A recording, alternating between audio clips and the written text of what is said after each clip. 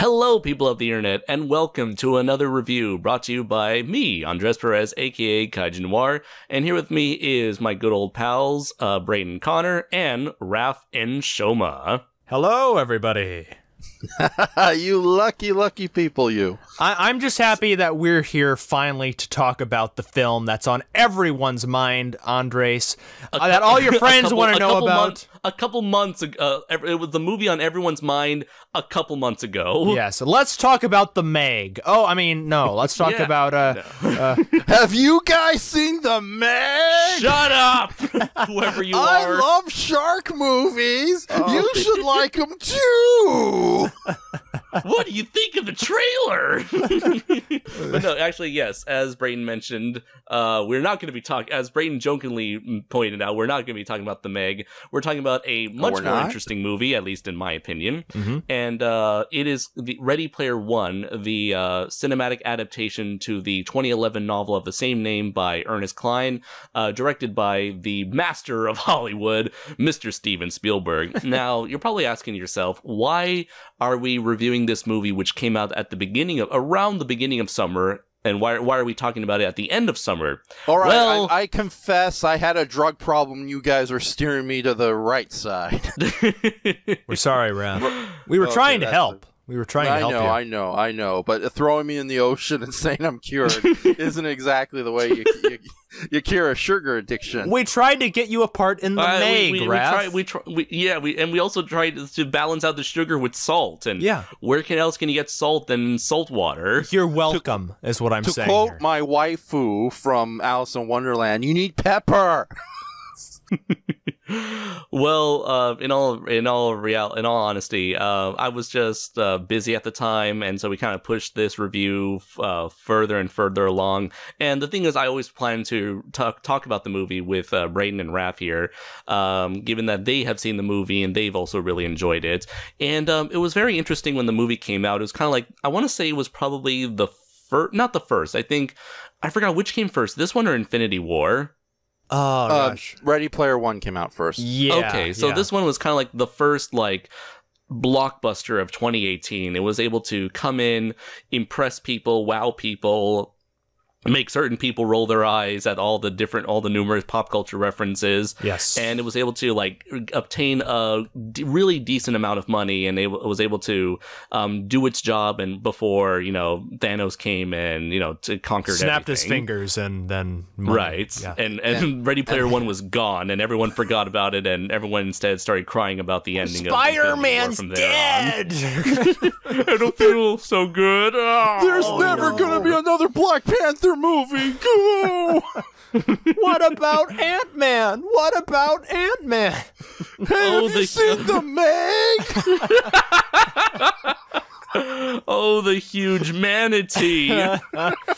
Yes, okay. But no, you know what's interesting too? I think there was a similar situation to Steven Spielberg's situation with Jurassic Park and Schindler's List, in that while Ready Player One was still being post-produced-ified, with the effects and everything, he made. I want to say that he finished filming his other film, The Post, and they came out roughly around the same time. I could be wrong about that, but the Post, I think, was that late 2017. Yes, I think it may have just been right before January. So that would explain why there was a giant Cyclops in The Post. I was wondering what the heck that was about. No, that was just Meryl Streep, Raph. Oh, okay. She has two eyes. She can play anything. Well, yeah, she's brilliant. She's got range. Yeah. Yep. And she's a Cyclops. Well, that helps when you're up for roles as a Cyclops. Right. Anyway.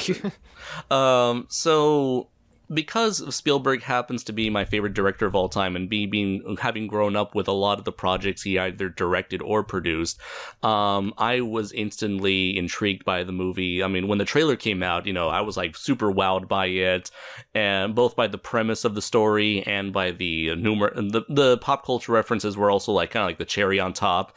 And personally being not so much a fan of Spielberg's later movies, I've noticed that he's like shifted a lot from fantasy adventure movies to historical dramas, like with The Post or Lincoln or Bridge of Spies. A lot of that just personally never really interested me. But seeing Ready Player One, it looked like this was kind of like Spielberg's nostalgic return or nostalgic journey through his earlier the earlier portion of his career with stuff like E.T., Jaws, and Jurassic Park, and Indiana Jones. And so I really wanted to see, does he still have it in him? Can he still produce a kick-ass fantasy escapist action movie?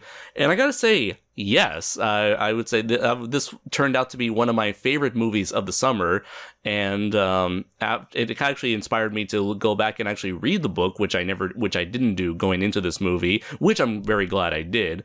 I'm not because the book was inferior, although we'll get to that. You're very glad that you read the book after you saw the movie. I'm just saying, like, I enjoyed like being surprised, being pleasantly surprised by all the twists and turns in this movie. Yeah. So, before we get in, what were your guys' general thoughts building up to the release of the movie and post-release of the movie?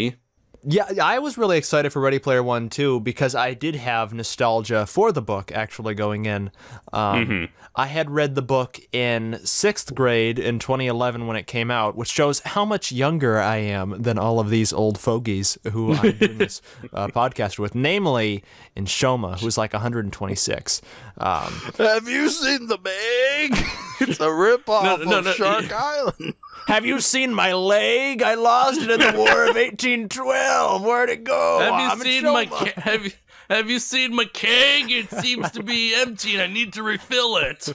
Whatever you say, you young whippersnapping brats with snot Enshohma needs his medicine. But anyway. Please tell me we're going to edit this out. No, I'm this not. is all staying in. Okay. Shit. Yeah, I had nostalgia for it because I really enjoyed the book. But no, I was really seeing the trailer. I was really pumped for it. The marketing was done really. The trailer wise, the marketing, they were cut together to make everything look really intense and like, oh, look at that, I remember that. You know what? I know what that is. Yeah. So it just sparked those. They were engineered to spark those childhood memories for the targeted audience, and it did, and I was really excited for it. And after seeing the movie, I really liked it. I thought it was a fun ride. I'm a big fan of like movies like It's a Mad, Mad World, where it's kind of like a treasure hunt, race to the finish kind of film story. Oh yeah, and it's also got elements of sort of like that young rebellious teen spirit versus the evil corporation. It's kind of like that fight the power sort of mentality that kind of like we've all been through that phase where we want to just rebel against our how do you call it, rebel against the authority and do what we want and take action, take a stand. It's also definitely got like that revolutionary, like free youthful spirit and energy. So it's just like the immortal classic Solar Babies. Raph, get out of here. These are why you do two-man reviews. Your references. What about Hackers? There's a popular movie with Go to bed, kids old back man. in 1993. No. So I really enjoyed it, and it actually inspired me to go back and read the book, which I'll get into later. But overall thoughts, I thought it was really fun.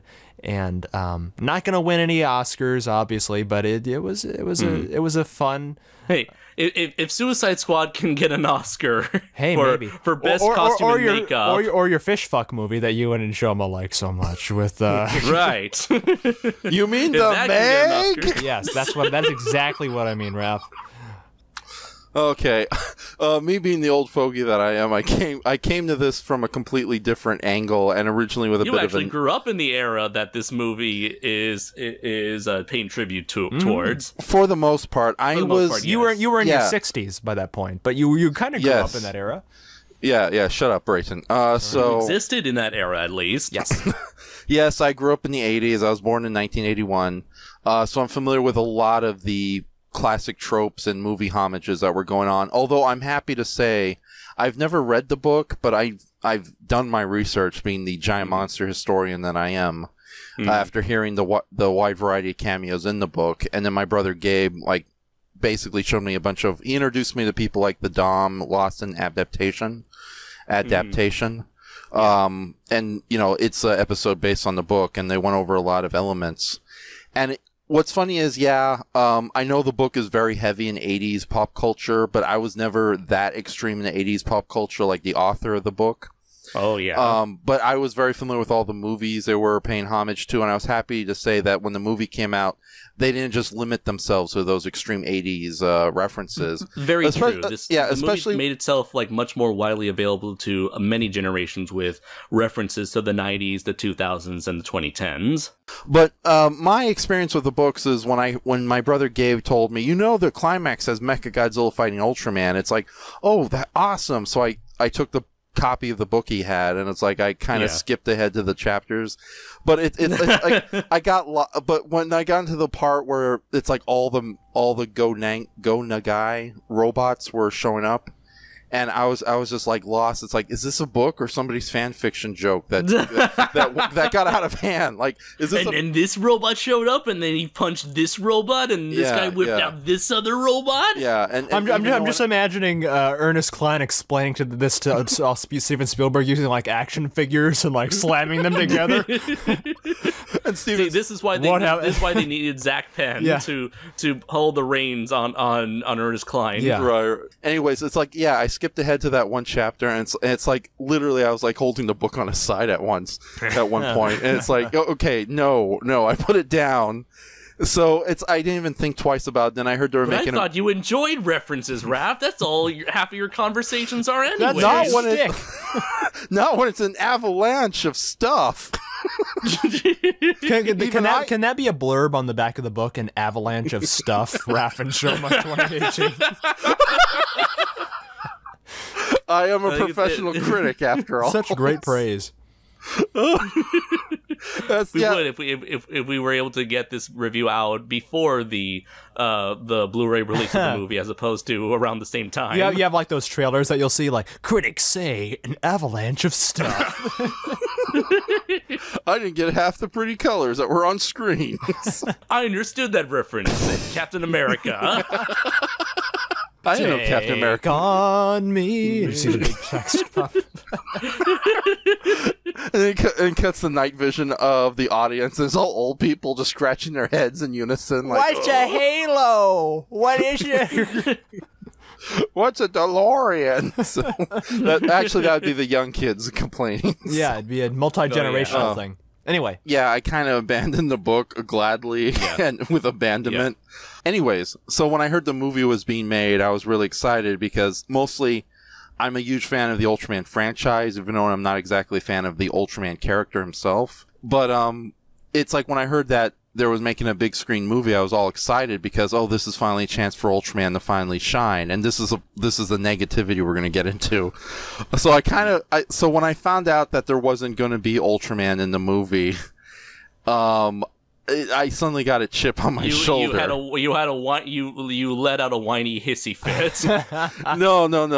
I'm a fully grown old man. It was more like a squeal on a hill. So. and shaking your fist up at the clouds. Exactly, the clouds that look like Ultraman giving me the middle finger. Eiji Tsuburaya's face appears to you in the clouds like Mufasa. Yeah, eventually, my son. My hands. You want me to kill Steven Spielberg? No, I just don't know, Enshohma. No. So I told you to let go of your anger and hatred. Keep it, you said, George Lucas. Okay. Eiji Tsuburaya is just on Enshohma's back as he's doing flips through the swamp. Please tell me he's like a Muppet, like a full blown Muppet of. Well, he's got like a little Muppet mouth, little floppy mouth. No, Raph. Always has a cigarette in his mouth and smoking all the time. So. Yeah. But you got a chip on your shoulder.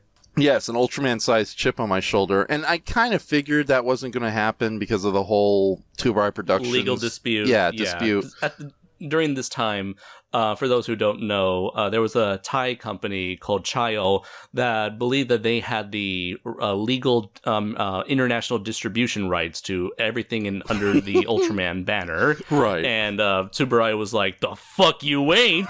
And they were pretty much having a legal battle in multiple countries, in like the Japanese court, the Thai courts, and it was finally settled, I believe, this year, like right before the movie came out. I think, or maybe at the end of 2017. I'm not sure. It was late 2017. The legal dispute was finished like a week after the movie premiered in theaters here in Los Angeles. So they'll digitally add, they'll digitally re-add Ultraman, like the spiel in, what do you call it, the director's cut of the movie.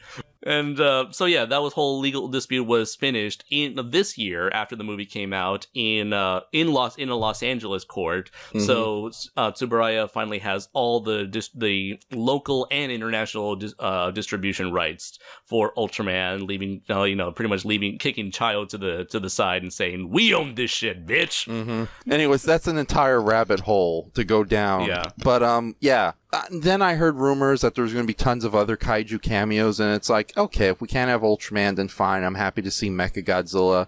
But anyways, when I finally saw the movie, though, I finally got what the whole appeal of it was. Not exactly the book, but the movie itself. And I do agree with you. It's very much Steven Spielberg returning to form as far as Young Adventures goes. Because, yeah, it's very much in the same vein as like movies like The Goonies or The Monster Squad or The Solar Babies. And it's very much a young adventure movie where they're going up against some villainous adults, regardless who those villains are.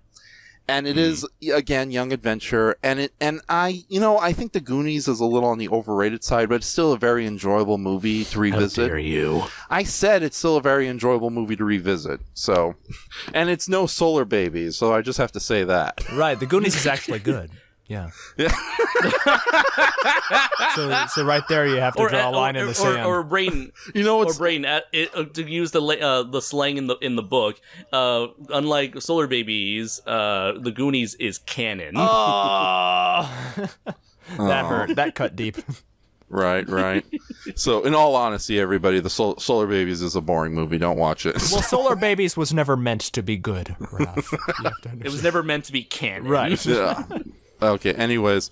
But yeah, I was generally, although with that says, after watching the Lost in Adaptation episode with Dom about Ready Player One, there was one element that kind of upset me a little bit that they didn't hold over from the book. And even though in the book is an avalanche of written stuff, like the book did a really good job setting up the events that led to this world. Like for one thing, the book does in fact, the book actually predicted Donald Trump, or shall we say El Presidente Rump, years before he actually happened.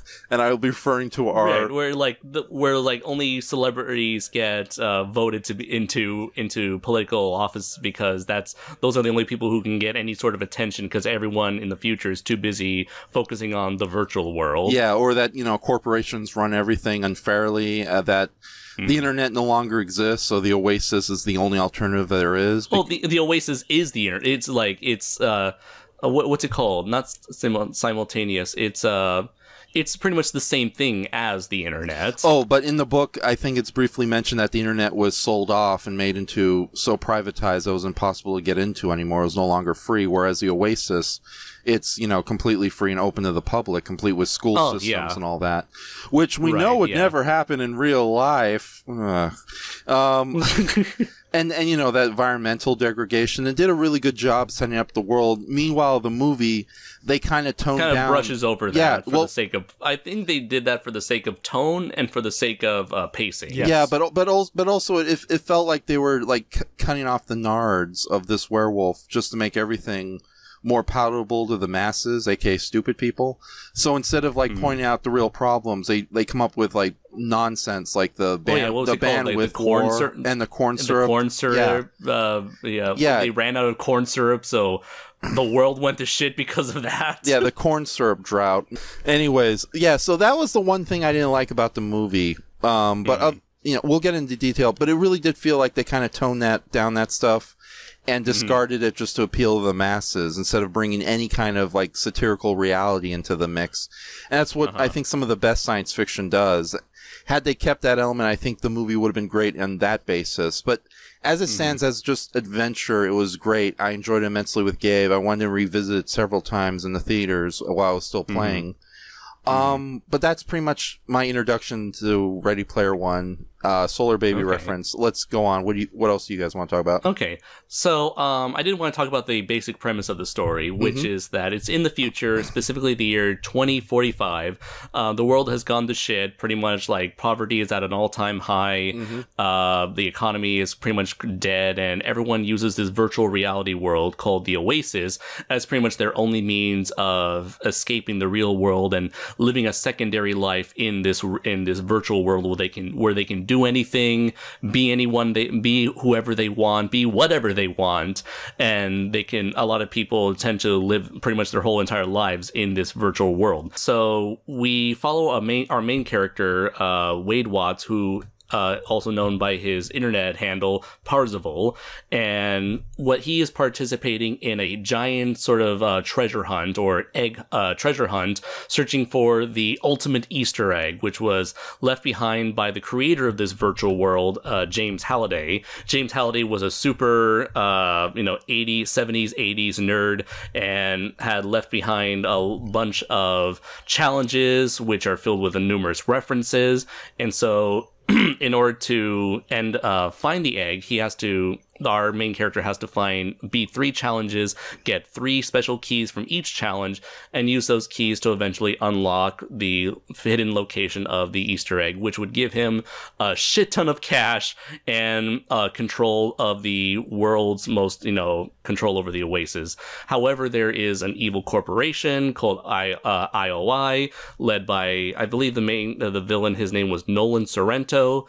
And he's, pretty much your standard corporate bad guy who only cares about money and is willing to make as much money no matter who he steps on along the way. So in order for Wade Watts to combat the forces of IOI, he ends up teaming up with several other individuals, namely Artemis, H, Daito, and Shoto, as these 5 people become the best players in the hunt for the egg and are known in the book and the movie. They're referred to as the High Five.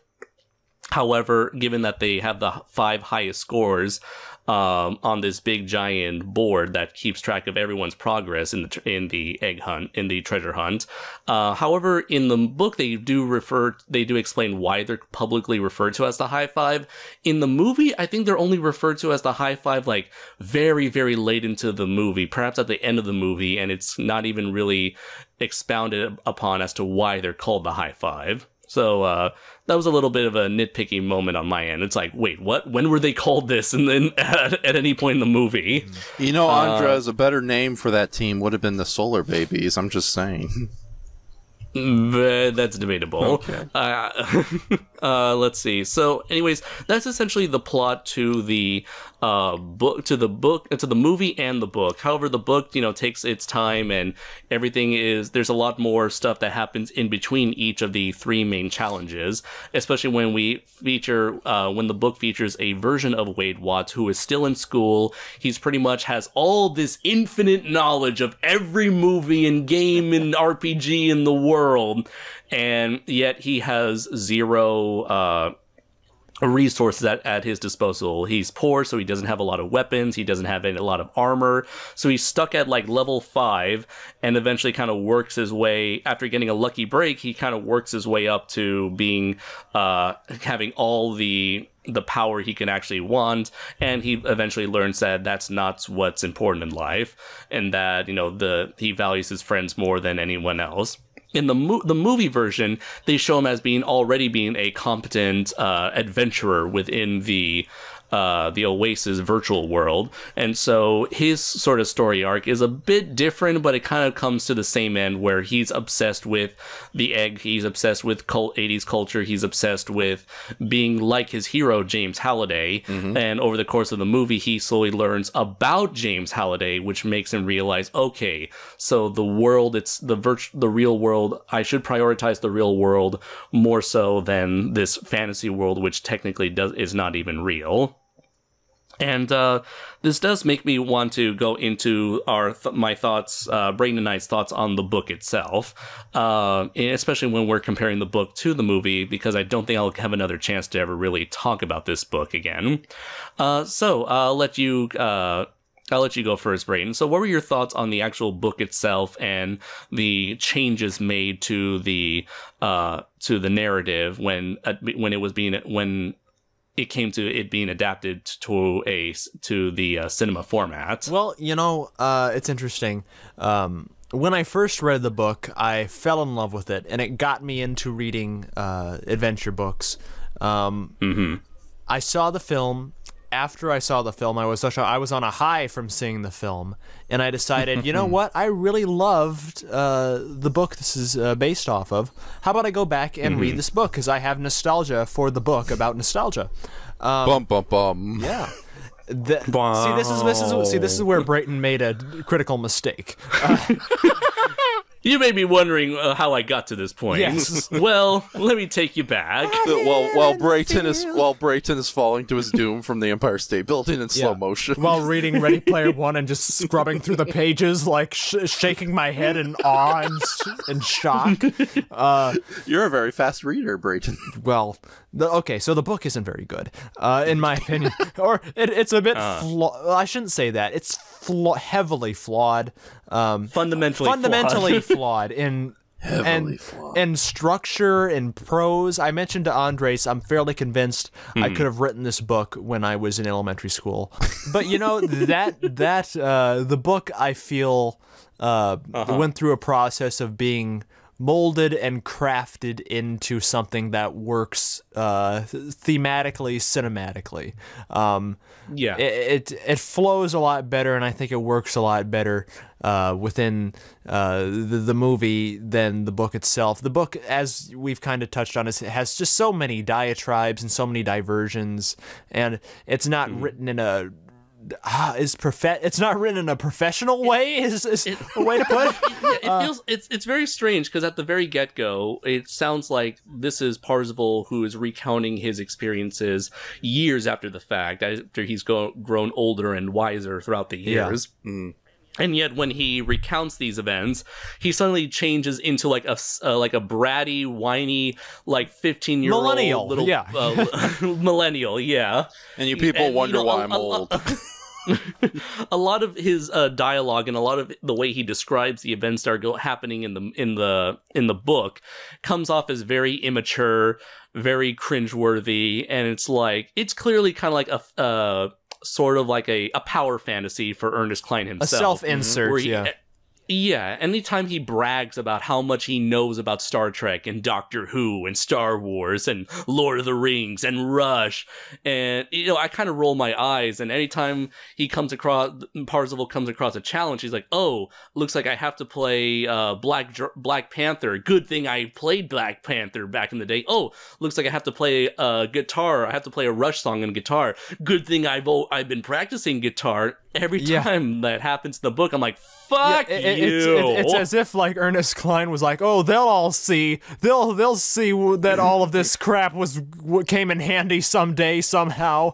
And don't even get me started on Ernest Cline's glue characters. I mean, my God, he just goes on forever with... Wait a minute. That's the thing, like, one of the major changes from the book to the movie, where a lot of the movies a lot of the challenges in the book just revolve around how much do you follow this man's nostalgia. Yeah. And for Parzival, he's like, I've been dedicating my whole life to this one man's obsessions, that they became my obsessions, so I can do everything because I'm as obsessed as he is. Meanwhile, then it goes off on tangents talking about the nostalgic properties from which the challenges are based off of. In the movie, however, they ain't got time for any of that shit. So it's like a lot of the challenges are not so much based off of nostalgic properties, save for one big obvious one concerning The Shining. A lot of it is very general. It's not so much based off of how much useless crap can you memorize from one man's nostalgia, but rather it's all based on your genuine levels. It's all based on genuine levels of skill and critical thinking, and one of the biggest changes from the book to the movie is that a lot of the secrets to beating each of the challenges all revolve around not so much James Halliday's nostalgic obsessions, but rather it's all based on his personal life. And that's what I believe is the strongest aspect of this script right here. And it was very interesting being able to study this, like, the life of James Halliday, and it was really interesting to see how he was able to put a piece of his own personal life into each of these challenges, and what by the time we get to the end of the movie, the message of being able to prioritize your life and your, finding the balance between your obsessions, your nostalgia, and being able to find the right balance between your passions and your responsibilities makes much more sense than it did in the book, which felt very ham-fisted, as it was kind of like just brought up out of nowhere at the very end of the book. It's like, hey, thanks for beating these challenges, and maybe go outside sometimes. Maybe go outside. Like, thanks for not going outside all this time. Maybe you should start going outside now. Yeah, right. Yeah. Also, don't forget to rent Solar Babies from your local video store. By the way, have you seen the Meg? Let me go on another diatribe about the Meg. Right. I didn't put it in any of my challenges because it's not 80s enough. But yeah, I'd say that was like one of the major changes from the book to the movie, and I'd say that was one of the best aspects. And that's one of the things, whenever people talk about the Ready Player One after the fact, they just kind of mention it as just references the movie, or as a certain individual, a certain friend of mine has mentioned on Facebook, Funko Pops the movie. As adequate as that may sound, I still feel like there's a genuinely good story here with very likable, fun characters that most people seem to snub their noses at. They just see, oh, it's just nostalgia bait. And yes, there is a decent amount of a large amount of nostalgia here, but beyond that, I feel like there's a good story here with very genuinely fun, entertaining characters that people don't give this movie enough credit to. What do you think? Yeah, I agree. It's something not to bash on old people just because Enshohma's here, but it's something I've been hearing. I don't like clouds. Mainly from a lot of older critics who I do admire. That they do feel that way, where it's just reference the movie or nostalgia bait the movie, and that they feel that it's off-putting, or that it treats its audience in a way where it's like, oh, if you don't know what this is, if you're not as intelligent as this character, you're not in our little club. You're not in the cool geek club. if your IQ needs to be at least around 200 if you want to understand the complexities of Ready Player One. Yeah. Now the book came across as that a few times, but. Yeah, I thought the movie was done very well, and I think the characters are. I enjoyed the characters. I actually enjoyed the characters even more when they actually met up with each other in person and they got to see their true selves. I just liked the bond. And yeah. The actors, I gotta give them props, despite not being familiar with any of them. In terms of like the main high five, we have like Ty Sheridan. Yeah. He played Cyclops in X-Men Apocalypse. I've only like seen half of that movie, so I barely remember him in the movie. I barely remember the X-Men movies, period.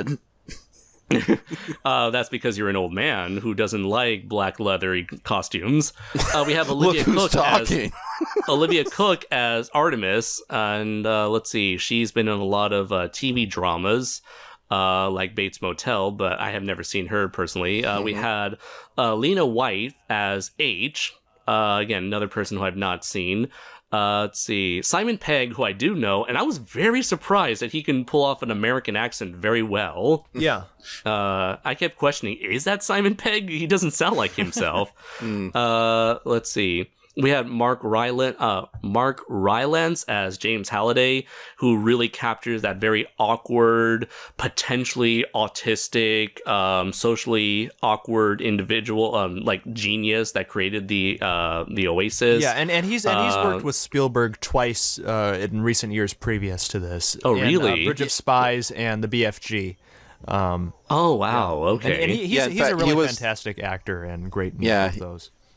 Yeah, he was the title character in the BFG too. He was the big fucking giant. Yes. Yes. Brayton, there's kids here. It's the big friggin' giant. Okay. Sorry. We had Win Morisaki and Philip Zhao as Daito and Shoal. I think like from the book, Daito and Shoal were barely characters at all in the original book, outside of like a few key moments here and there. And they were, even though they're also given the shaft in this movie as well, I feel like they were given enough personality, especially ironically enough, they're more memorable outside of the Oasis as when you see their when you see who they really are. They're much more interesting, like, once you get to see who they really are in real life. And so, Raph, what were your opinions on the characters themselves? Pretty much what you guys says. They're very likable, although I do have to unfortunately bring out the point that you seem to be okay, I agree Simon Pegg's American accent is pretty decent, but a lot of people were really not convinced by it. In fact, I think you and I are in the minority because that was like a common criticism. But no, I'm glad they didn't go with like big name of the moment actors, although there are some recognizable faces there, like TJ Miller seems to constantly get. IROC. Yeah. His character. I do love like the what do you call it? The dissonance, or like the big like difference between like his like stoner voice and his like menacing like design. Oh yeah, like contrast. I love the contrast. Yeah. Like his first appearance, it's like, "How are you doing, IROC?" "Oh, I got a bit of a neck ache and a sore here," and it's like, or it's like, what is it? Oh man, there's so many good lines. It's like I don't like T.J. Miller as a person is very questionable, but his performances are still hit it out of the park, and he's very funny as IROC. I liked him in the Deadpool movies. Yeah, no, that is true. Although I do have to admit, I think the best, like my favorite, not exactly character, but actor in the character role is Ben Mendelsohn. Yeah, as Nolan Sorrento, because I know in the original book, the villains IOI were way more scarier, way more serious threats. Here, though, they decided to go with more of a comedy route with the characters. Which is both to a service and a detriment, because on one hand, I personally like comical villains, but I know how that kind of turns a lot of people off. But Ben Mendelsohn, he's despite his character being very simplistic, a simplistic corporate douchebag, he's still very funny and charming in the role. A very affable, very true. Yeah, he's both an affable and false affable villain, if you will. That's what the young kids are saying. And I like how he even like points out, like, "I get it, I'm a businessman, but you can trust me." And he puts on like that fake shit-eating grin. Yeah, exactly. And it's I really would like to see Ben Mendelsohn play some charming comical heroes in future films, because he's constantly being typecast as a villain, probably because he's from a British country. Ooh, scary. Us Americans are terrified of British people. So. Yeah, with their fucking all-out governors and their strange chimney speak. How dare they speak their English properly? That's why Simon Pegg... They think they're better than us? Yeah, that's why Simon Pegg and Mark Rylance... Have they seen the Meg? I don't think... They don't get the Meg over there. They get like the crumpet or something. I don't know.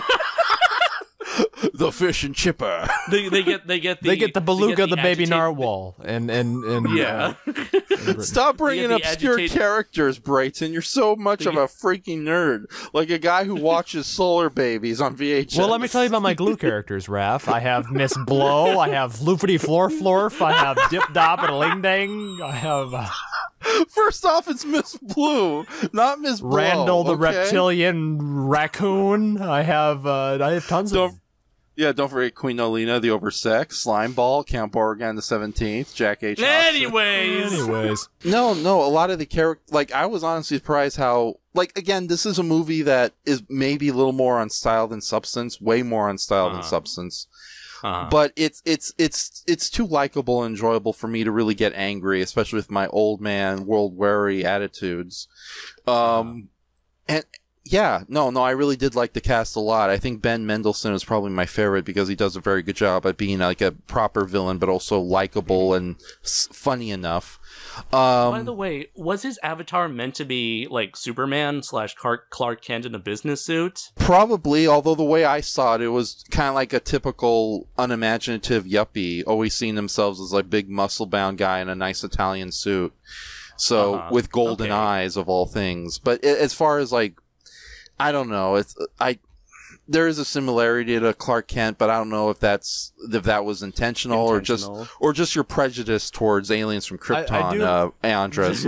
So I do like the element to his character where he's when they flash back to him, he's like a total dork, and he's getting Halliday's coffee, and he's kind of in awe of him. Yeah. Speaking of Halliday, there is another another little thing I really liked, where anytime you see James Halliday as himself, he's very awkward and very meek looking. But whenever he turns into his avatar, Anorak, the wizard, he ends up having this much more confident, more boastful sort of demeanor in contrast to his real self. The one part where it felt like the pacing was a bit rushed was, I should have mentioned this when we were talking about the story, was when all the characters started meeting up around the same time.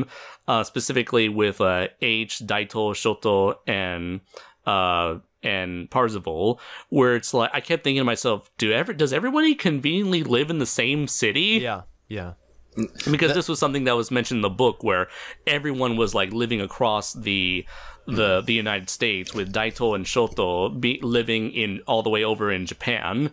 So this was one thing that really made me go, huh? I felt like that's when they were clearly rushing just to get to the climax much faster.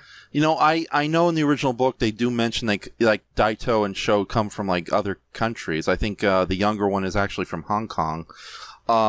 I could be mistaken, of course, because I'm Enshohma. But I always assumed that because they've made so much money by winning the first couple of contests, they can easily afford plane tickets, or maybe... True. Yeah, or maybe on a completely unrealistic possibility in the future, plane tickets are a little cheaper, but I highly doubt that. Another theory could be that they mentioned that the movie takes place in Ohio, and in the book, it's mentioned that Ohio is like considered the... sort of like the only, like the most successful city in all of the United States, because that's where both the Oasis Company and IOI currently reside. So it's possible that a lot of these people eventually moved to Ohio because it was like the last like oasis within this crumbling society that is the United States. And there is mention of a resistance against IOI, but which Artemis was a part of, which is something that's not really in the book at all, although she mentioned that she does want to work to make the world a better place. This whole resistance thing wasn't really expounded upon. It's like, what exactly do they do that resists against IOI?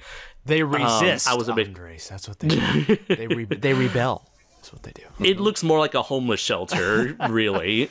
Yeah. I did like the like you mentioned, all the stuff in the real life works. I think like the real life action sequences are handled very well, in my opinion. And I feel like it's just as intense as the stuff we see in the Oasis. And even though it's not as extravagant as the Oasis, given that it's a simple car chase or, a raid on the homeless shelter, Samantha sneaking around in IOI, pretending to be an employee, all of that feels very, very, how would I say this? All of that feels very intense. Suspenseful? Suspenseful. Yeah, everything feels very suspenseful. And it was able to bring a new, bring variety instead of having the sensory overload of the potential sensory overload of just having all the action take place in the virtual world. Having some real life espionage like stuff happen was very well handled. I especially like the part where they trick Sorrento into believing that he's in the real world, despite in reality still actually being in there. That was very well executed. Very clever set piece, or a very clever scene. Another thing about I do want to touch upon the art direction, because like it's cool to see all these different characters and everything, but is it just me, or the lead characters are compared to both the licensed characters they were able to get in the movie, and some of the original background characters who they probably had way more freedom to work around with and as far as designs go. The lead characters are kind of underwhelming in their design. Really? Okay. I thought there was a bit of interesting designs, liberties, because they never really go into any of the characters' designs in the book. I guess looking at all the fan art that's based on the book designs, it feels like most of them were just humans for the most part. I liked how they were kind of playing up the fact that these characters were kind of upgrading themselves as they went along. You have like Parzival, who's sort of like this, almost like a very blue, gray and bluish anime-looking alien character, elf, right. With elfish kind of, with sort of a bit elfish. Yeah. The pale skin does remind me of a very elfish anime. It's like looking in the mirror. Yeah. Actually, I think Artemis comes off more like an elf, and I'm not just saying that because she has the elf ears. I kind of saw her as more like a very fish-looking, especially with like the bit more bug eyes. But it gave me sort of a fish-like mermaid vibe with her, especially when you look at the texture, like the glittery texture of her skin, of her scaly skin. But there's H, who kind of, I assume that it's sort of like an orc, like a cyborg orc sort of, which I thought was very interesting. It kind of, again, try to emphasize the fact that this is a very masculine character, so in order to make it more of a surprise that it turns out H is female. Yeah, interesting. In the original book, I do know that her online avatar was just a white guy, so a big muscular white man.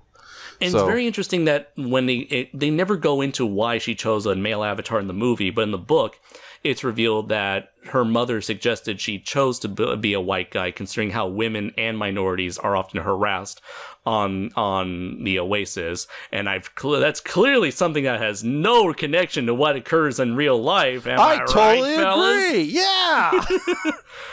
Truly, that is fiction for women and minorities to get harassed more so than other people, but yeah. Anyways, and we had Daito and Shoto. I liked how they separated them, whereas in the book they apparently one is just an older looking samurai and the other is looking like a younger version of the older samurai. Here we get ourselves like a very crimson looking cyborg samurai with weird digigrade cyborg feet. With Shoto, I believe he is like a yellow cladded ninja, but he's like a reptilian-looking humanoid kind ninja. Of a Mortal Kombat-looking character. Yeah. Very true, yeah. Very Mortal Kombat-looking. Yeah. A quick note about Daito. Is it just me, or does anyone get like a Ken Watanabe vibe from his white human face? Let's see. Like in his avatar face or his real face? No, in his avatar face. He's a little boy, for crying out loud. Yeah, he does look... wait, no. Daito, he's the older one, not the little boy. Oh, no. Shoto's the little boy. No. Daito, the one in the red samurai armor, he has a bit of a Ken Watanabe look going on. Yeah, he does kind of look a bit Ken Watanabe-ish. And, so I also like how there seems to be like a color pattern with each of them. You know, with H, it's gray. Artemis is red. Or like reddish pinkish. Parzival is blue, Shoto is yellow, and Daito is red. So I kind of like they've got a bit of like a Power Rangers rainbow color look to them, and it kind of makes it easier to tell them apart within the Oasis, especially when you barely see 2 out of the 5 supposedly main characters throughout the movie. Although it's kind of funny how almost every character in this Oasis world is a copyrighted character, and they actually explain how, sort of in the background, you can see they are selling skins and weapons, like complete skin weapon costume packages of certain characters.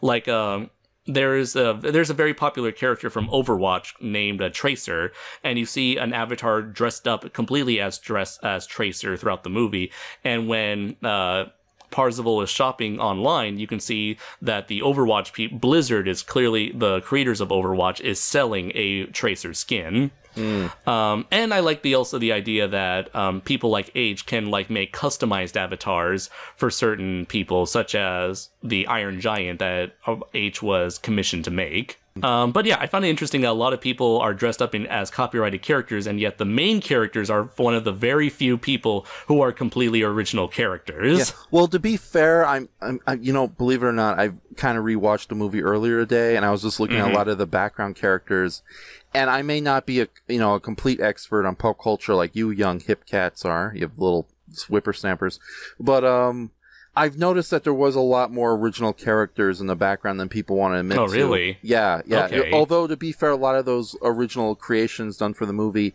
they're very reminiscent of existing characters. You think it's from Halo, but it's really just like a generic military robot. I saw a character who I swore was... You think you saw a busty cat and you think it's one of your characters, but it turns out to be original. Okay, I can do way better. I can make her more appealing. That waist was too thin, and the boobs need to be bigger. Okay. By the way, funny enough, that was Sisters coming before the end of this year. that was mentioned in the book, where like so many female characters just end up having like unrealistically like Jessica Rabbit style avatars. Oh yeah, but yeah, I don't know. Let's not get into a diatribe about that cat girl. That was weird. I'm not saying anything. You are. You brought her up. I was more than happy to leave her. I did it to satirize you, my good friend. Right, Brayton. What do you... Order! Order! Thank you, Brayton. So... In terms of the references, what were some of your favorite character appearances? Battletoads, obviously, Andres was the star of the movie. Yeah, sadly, once the Battletoads show up, you can't move past the rest of the film, and it just stops there.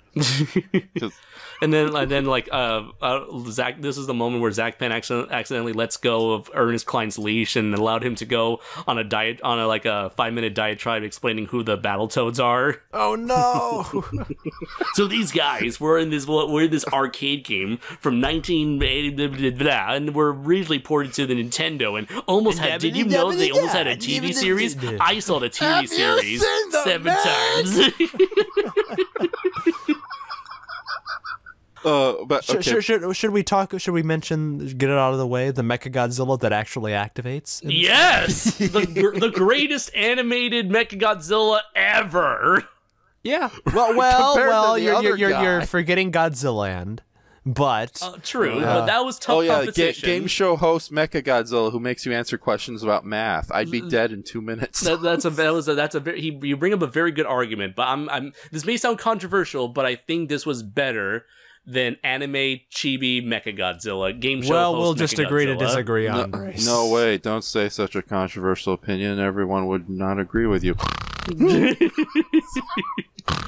yeah, I like it was very interesting that it was a unique version of Mechagodzilla as opposed to every other copyrighted character, which was clearly like based like directly off of their source material. And the reason why it was given actually as that in that Toho did not permit Spielberg and crew to use any established design, in that if they really want Mechagodzilla, they have to make up their own design. And so I assume that or actually it was mentioned that they took inspiration from the Noriyoshi Orai's concept art, using the poster version from the 1993 Mechagodzilla movie that was never used. So it's very cool. This is like the closest thing we got to seeing that Noriyoshi Orai version of Mechagodzilla with the large missile arms and like the cables from his neck and arms. And it was able to see like a very cool, very articulated version of Mechagodzilla that we've never really seen before. And that's like kind of like the beauty of animation, where you're able to make your characters move more and you have complete control over how a character of that size can move. And they really took advantage of that scale. He's a lot smaller than he normally is, but I feel like it works within the context of the movie, and it was like fantastic throughout his like the 5 minutes he was there. And I do really like the big battle between Mechagodzilla, the Iron Giant, and especially the Gundam. Wait, you like that, Andres? Why would that doesn't make any sense? 3 robots fighting each other? How lame! I feel like this was much better executed than the Ultraman Mechagodzilla fight in the book, where it feels like there's some actual tension as opposed to having this sort of like Deus Ex Machina battle throwdown. Ultraman just kicks his ass in 2 moves. Yeah. He's done. And in here, it's like Punch Man. It's interesting. As much as I would have liked to have seen the Gundam perform some sort of like critically damaged Mechagodzilla, I like how at the very end it turned out to be like a Mad Balls that takes out Mechagodzilla, showing that it's not pure brute strength that can overcome the largest obstacles. You have to actually use your head, and sometimes like the smallest victor, it's through strategy that you can take down. You can overcome certain obstacles as opposed to just winning things by force. And a couple fun little Easter eggs. One, the Ifukube theme. Yes. Two, the spinning rocket missile hands. Ooh, And three, one that a lot of people don't talk about is when Mechagodzilla does bite the dust, the head actually falls off, and as the shot pans over, it lingers on the fallen Mechagodzilla head with just the eye missing for a brief minute before going back to our characters, which I thought was kind of cool because his head fell off. That's the only way to be. And he lost an eye in 1993. Mm-hmm. That's true. As a Godzilla fan, I think we were all, that was like a magical moment for all of us. Yeah, and probably the closest we're going to see Mechagodzilla in a big Hollywood movie concerning. Well, you see, Toho said no-ho, and then they were going to ruin their own Mechagodzilla in their own anime trilogy. So you have to make it better somehow, and so they did. It is a little sad though that I know what the actual story was behind the scenes. Steven Spielberg really wanted the classic Mechagodzilla from the Showa era or the '70s movies for you layman's. But sadly, like you said, Toho said no-ho and insisted on a design that was reminiscent of the current merchandise they were about to release. By the way, that poster Mechagodzilla was based on the unmade version of Mechagodzilla, the Union Mechagodzilla or the Transforming Mechagodzilla. The one made by Shinji Nishikawa? Yeah, that was originally going to be in the movie, but decided to bypass it. Where he was originally like a 3-part combiner. Exactly. Where like the legs turn into a tank, the arms and torso turn into a tank, and the head, tail, and wings turn into a jet. Yeah, hence the name Union Mechagodzilla, because it's, a union of different Mechagodzilla parts. So with that says though, I do like that they did make the Mechagodzilla design look a little different, although at first I thought they just did it to make it look a little bit like the 2014 Godzilla, and that was again Warner Brothers, getting their grubby hands into everything, because, Warner Brothers. But now the design's grown on me quite a bit, and especially, well before we saw that blasted anime movie, Plot on the Edge of that piece Forever. Of trash.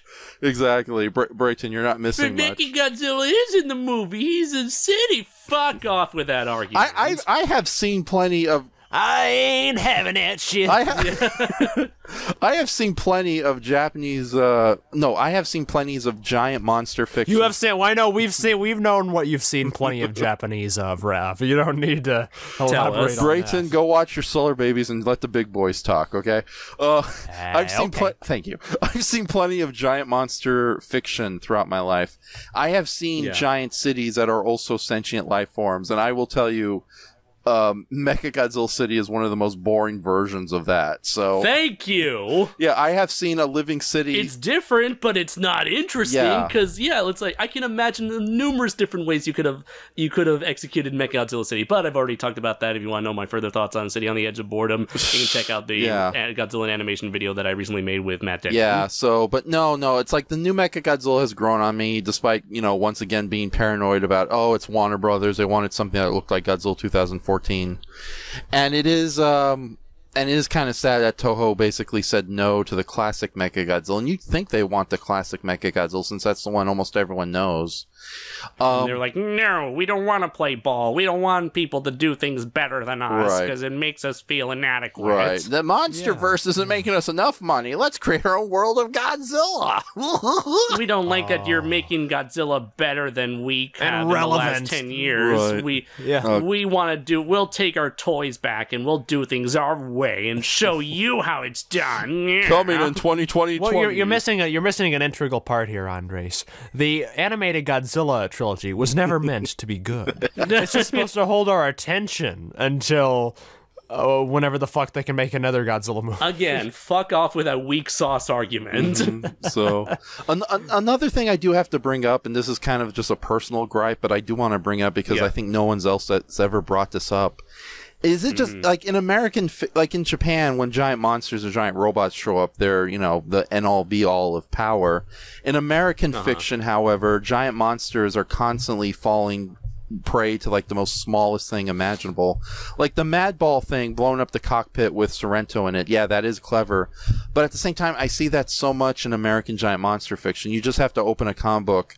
The first page, there's an awesome looking giant monster out there worthy of being Godzilla's. Here's the thing. It's a retelling of the classic tale of David and Goliath, and it's a very inspiring story that has been retold numerous times throughout history. I mean, look at the story of Perseus. How did he take out the multi-headed serpent? Through using the head of Medusa.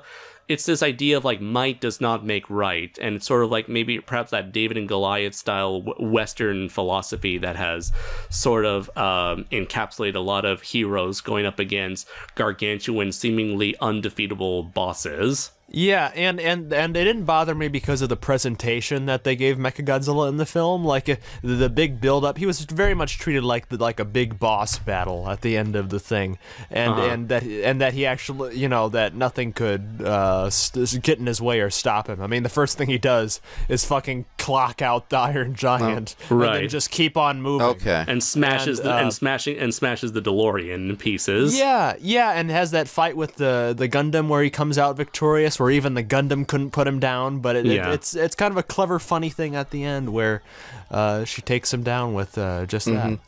Okay. Now that you made your points, that actually does make more sense, because here I was. It's just more dramatic, I think. Overall. Yeah, but no, it's whereas with like I guess the Japanese style, it's like you got to fight fire with fire. Yeah, or the giant monster can't easily be taken down. Although there has been cases where giant monsters were in Japanese entertainment are destroyed by minor things. Let's not forget Mechagodzilla 2 was incapacitated when incapacitated. Thank you. When Katsura broke her connection with Mechagodzilla. True. I just think they missed a big opportunity by not having two Ewoks cut a string and then having logs smash Mechagodzilla's head to Those pieces. are some very tall trees for those logs to swing from. Yeah. So it's that whole. I hope those trees don't come in handy. Let me just walk through the middle. Yeah. Instead of Chucky giving those guards a hard time, it was like a little Ewok with a spear. It's like Chuchi. Unrealistic plot.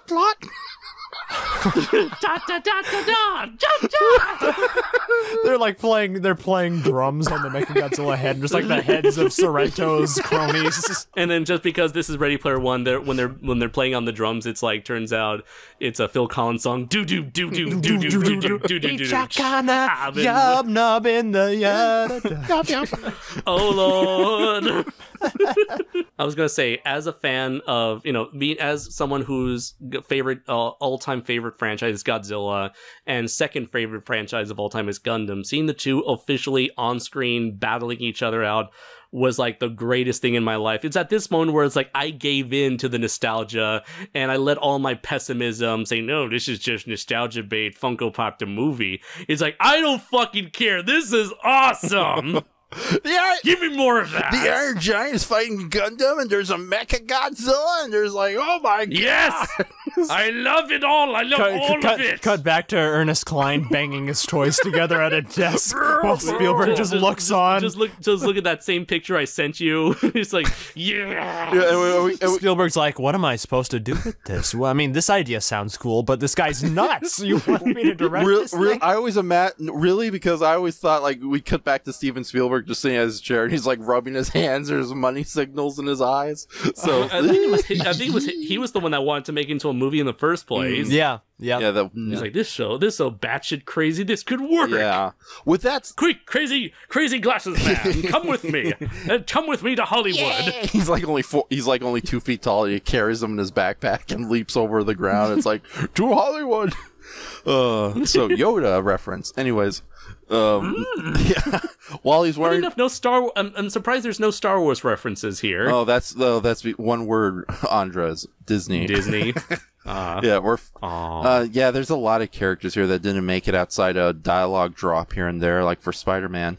Although, with that says, I think one cameo that impressed me, and I know something that almost is universally beloved, Ray Harryhausen's Cyclops just randomly showing up throughout the movie.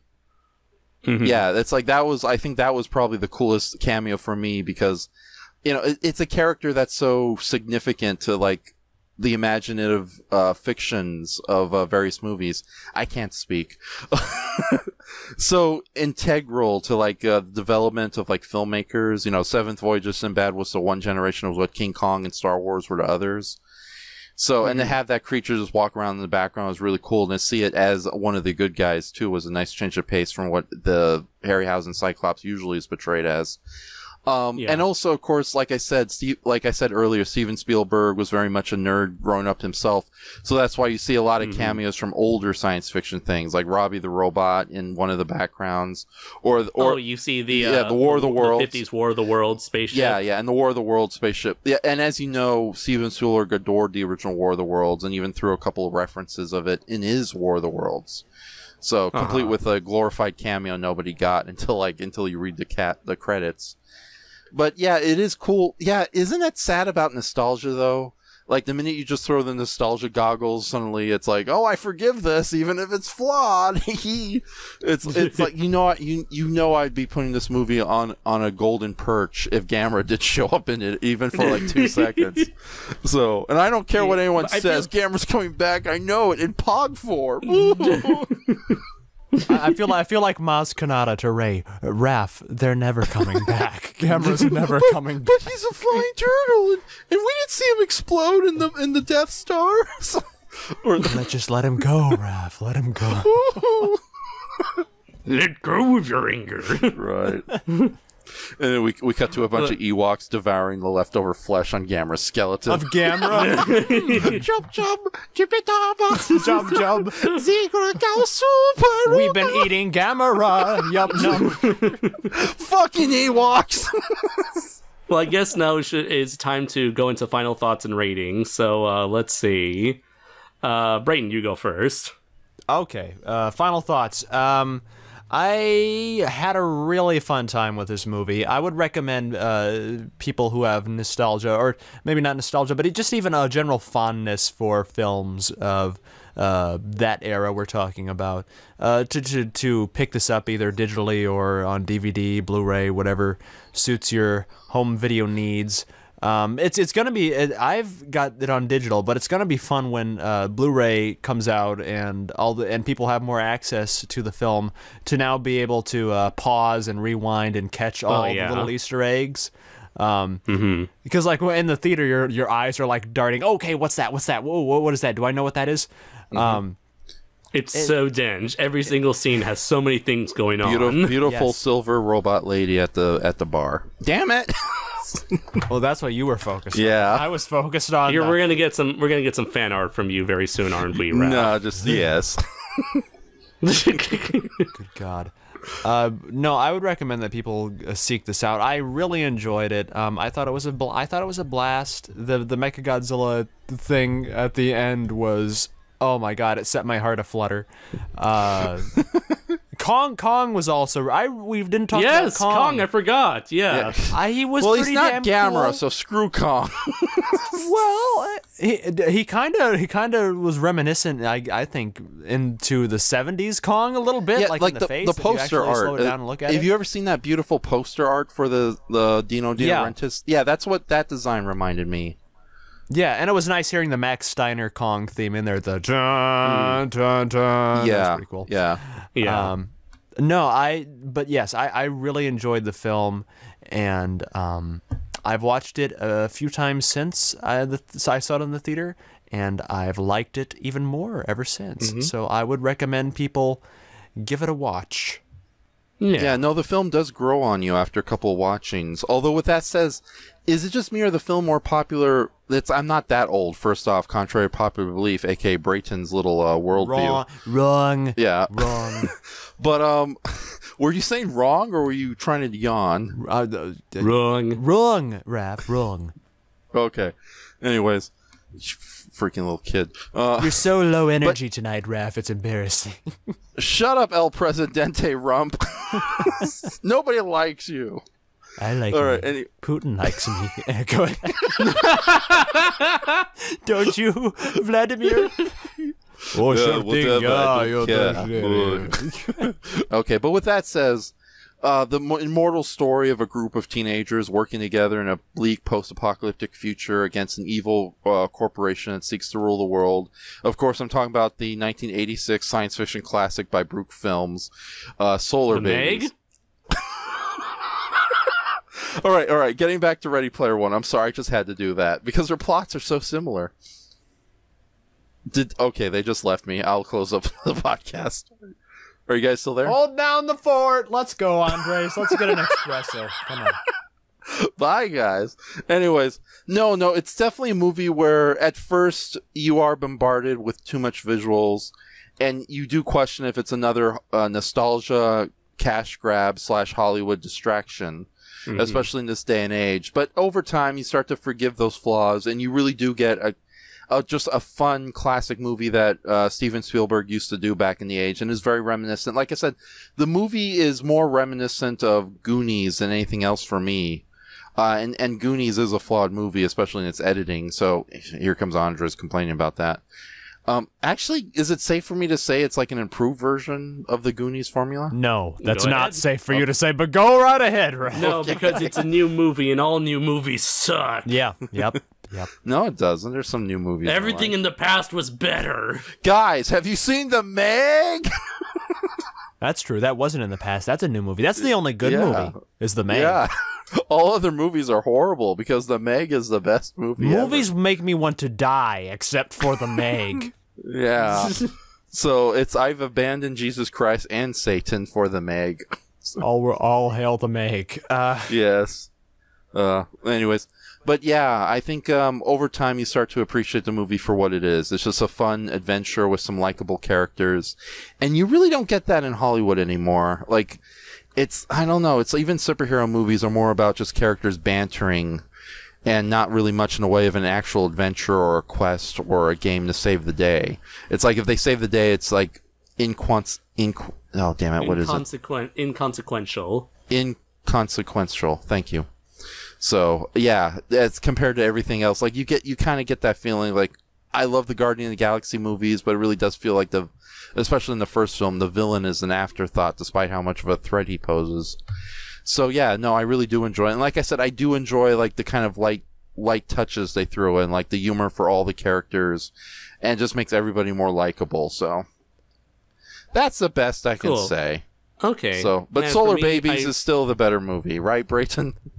Anyways, so I really enjoyed Ready Player One. I would still say that even after the further movies that I've seen this summer, I would say this was probably my favorite movie of the year so far. Definitely my favorite movie of the summer. And it was pretty much brought everything to the table. I came in expecting a fun sci-fi fantasy escapist film, and what I got was a fun sci-fi fantasy escapist film from good old Spielberg. And I did like how not only is it does it feature a lot of nostalgia, the story itself also plays into that theme of nostalgia. It both celebrates nostalgia, it critiques it, it shows the positive and the negative effects of being so obsessed with your passions and what you can do with it and how it can inspire you to do multiple things. So I feel like there's more meat to the bones than I feel other people give it credit for. So yeah, I feel like if you want to have a very fun, well-written, very well-made action movie, go right ahead and check it out. And hey, you know what? The references I feel like it's even without all the references, I still feel like it's a solid, well-made movie, and the references are just like the cherry on top of this virtual reality sundae. So I give Ready Player One a 4 out of 5, and The Meg a 5 out of 5. Yeah, damn right. Meg's not as good movie. as The Meg. Not quite as good as The Meg, but The Meg is in its own category entirely. It's more of a 10 out of 5 in my opinion. And I give Solar Babies a 2 out of 5. Yeah. All right, Let's so be that's realistic. been our thoughts on Ready Player One, Solar Babies, and the Meg. Hope you enjoyed all of that useless crap. I have been Andres Perez, an avalanche of Kaiju stuff. Noir. I'm Brayton. I'm Enshohma. And until next time, everybody, take care. And go see the Meg! Yeah, the Meg! Don't see the Meg.